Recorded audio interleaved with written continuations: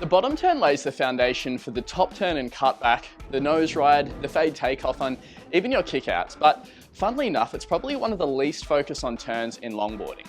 Today, I want to break down teaching you how to complete the different phases of the bottom turn and also why it becomes so important for learning different maneuvers and for the development of our longboarding in general. In this video, we're going to discuss the limitations of our approach to learning maneuvers and how the bottom turn can actually form a large part of this solution, the theory behind why the bottom turn is so important, and then of course a step-by-step in how we can complete the bottom turn to best help your surfing. I think everything here is super valuable, and I hope you stick around and enjoy the video. Let's get into it.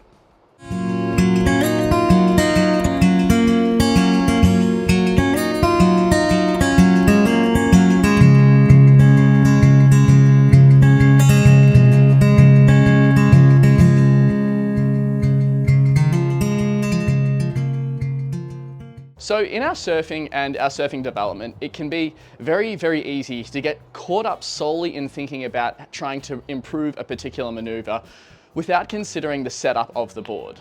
Therefore, to practice cross-stepping, we go straight to the cross-step. To practice our top turns or off the tops or cutbacks, we practice top turns, off the tops and cutbacks. Without considering the setup and how the line into the turn and setup is crucial for success in completing all of these maneuvers. And that's where the bottom turn comes into play.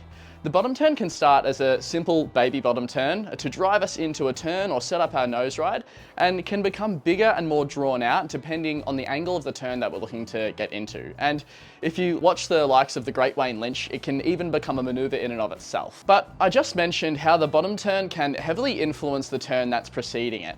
And on that point, there's some really important theory I wanted to touch on with you. So the way I got into making this video was recently I was completing an online video analysis session for a longboarder, and his turning mechanics were actually pretty good. There were some improvements and refinements certainly to be made, but a large portion of the development for him will come out of improving his speed and positioning and angle into his maneuvers. And this all comes from the setup, which is largely influenced by the bottom turn. So this is something that I think took me from here to here with my surfing. And when you feel like you've hit a roadblock and we've tried every way to progress your turns, but we're just focusing solely on the turns, this won't do it in and of itself. And I think what we're going to chat through today will really help you to progress to the next level. So I want to talk a little bit about some of the theory behind the bottom turn, and at least some things that I think we should be aware of and brought to our attention. There's a really important rule in shortboarding where we try to make the bottom turn equal the top turn. And there are exceptions here, especially in longboarding where this doesn't always hold true. But if we're lacking speed with our turns, we're bogging our rail, or simply just coming unstuck, I've seen the most significant results out of adjusting our bottom turn to more equally match the turn to fix the majority of these issues. So what does that look like in theory?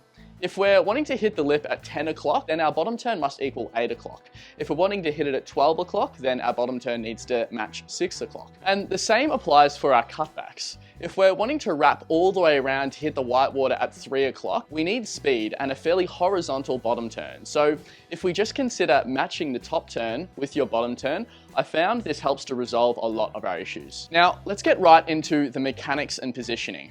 In other words, how to complete the bottom turn for our longboarding. There are times where we may just want to position ourselves a little higher on the wave, and whilst this is more of a correction of our positioning, it technically is still a bottom turn, and it's a really useful thing I found to raise people's awareness of.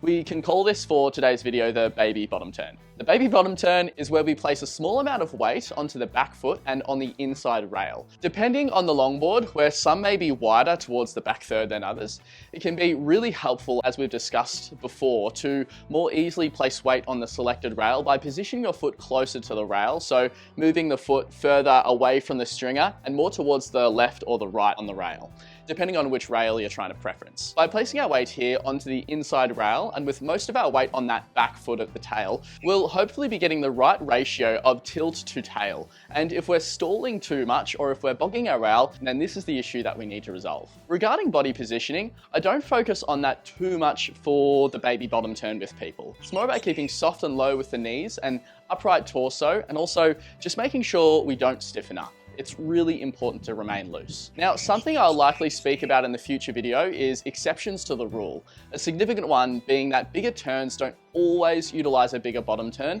but they should always, at least in my opinion, utilize at least a baby bottom turn. But we'll speak more on that later. So now we're aware of this little bottom turn and its function as an important and functional maneuver, and how we can use this to set up our nose rides, adjust our line in the wave, and enter into smaller turns. Now, we covered before in our theory why it's important to match the top turn with the bottom turn.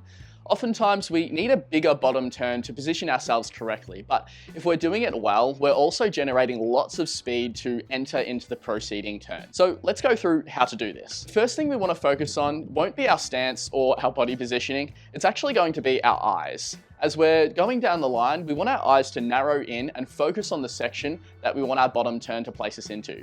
Using this example here, as I'm building speed across the wave, you can see my eyes are locked in, looking at where I'm going to try to place my board. Once we get fairly technical here, we can start to discuss how this first step actually informs how we drive through our bottom turn and decision making for the turn we're going to be completing, but that isn't necessary for today and does fall outside the scope of what I wanted to discuss with you today. Once our eyes are locked in, we're going to widen our stance and get low.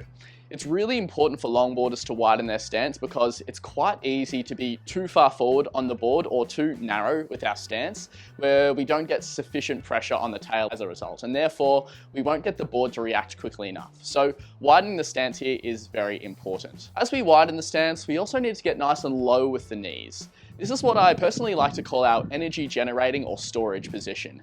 The compression helps to not only stabilize us, but also to bring us into a necessary position where we can extend out of, which allows us to expend or release the stored energy from our compressed position.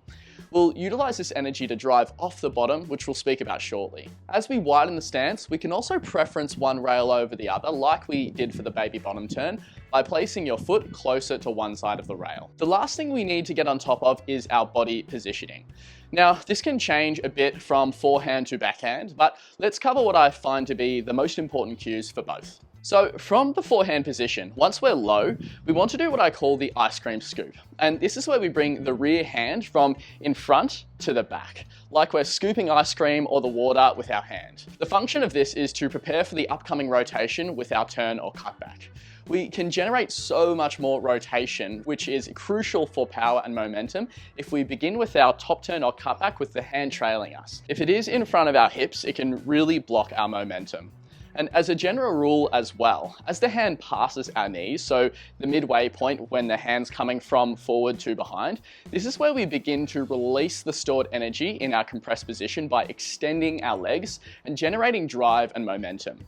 In longboarding, there will always be examples and times where we don't use the ice cream scoop as such, but if you're learning, this is such a great thing for you to implement to get things right at the beginning. Now, for our backhand, this is where things can be a fair bit trickier.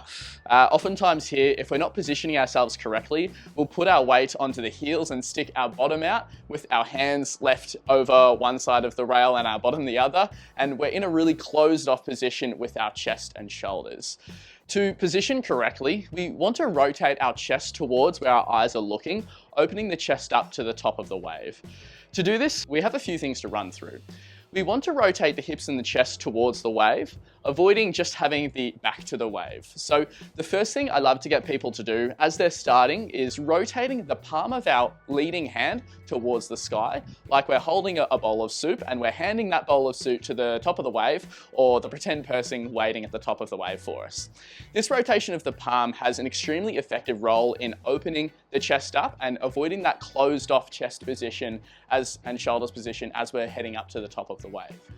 We also want to hook that trailing arm around to the top of the wave to reinforce that chest and hip rotation, which is going to be really, really important. And lastly, like with the forehand approach, we need to make sure we're starting to extend our legs and create drive from the bottom of the wave. So I hope that helps to understand the mechanics of the bottom turn and how we might use it.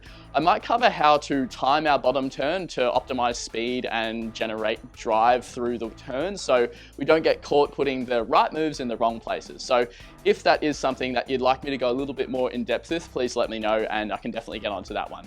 But I really appreciate you all watching this one here. I hope it's been helpful. And again, if you have any suggestions for future edits of the Sunday Live, things that you'd like me to cover, then please feel free to add those to the comments below, and we can even have a bit of a chat about them there as well. But I hope you're all getting waves. Thanks for watching, and we'll catch you on the next one.